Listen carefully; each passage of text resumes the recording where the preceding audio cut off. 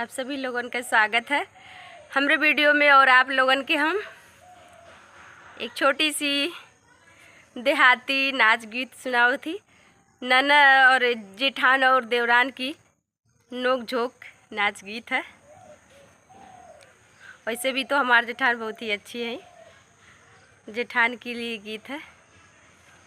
अरे धनवा कटावई के लगावई वो सारी बड़ी नारद बासखी जेठान हमारी बड़ी नारद बासखी जेठान हमारी। जैसे तैसे कई के हम धनवा कटवली जैसे तैसे कई के हम धनवा कटवली धनवा कटवनी हो धनवा कटवनी। अरे धनवा पीटावे बदे लगावई ओ सरी बड़ी नारद बासखी जेठानी हमारी बड़ी नारद बासखी जेठान हमारी। अरे धनवा कटावई के लगावई ओ सरी बड़ी नारद बासखी जेठान हमारी बड़ी नारद बासखी जेठान हमारी।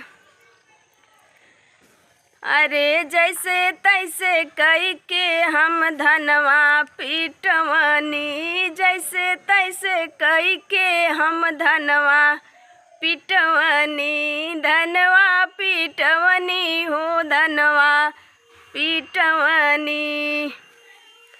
अरे खनवा बनावे बदे लगावई वो सारी बड़ी नारद बासखी जेठान हमारी बड़ी नारद बासखी जेठानी हमारी।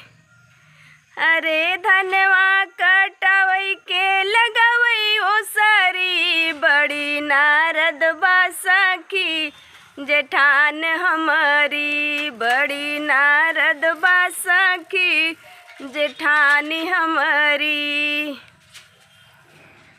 हरदम घरवा में झगड़ा लगावे हरदम घरवा में झगड़ा लगावे झगड़ा लगावे हो झगड़ा लगावे। अरे संगवा में कैसे रहबे करी बड़ी नारद बासखी जेठानी हमारी।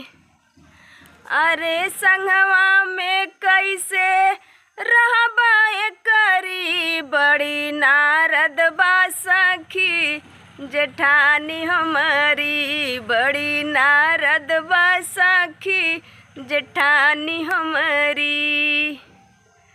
आप लोगों ने बताओ ये गीत कैसा लगा था। देवरानी जेठानी का गीत है।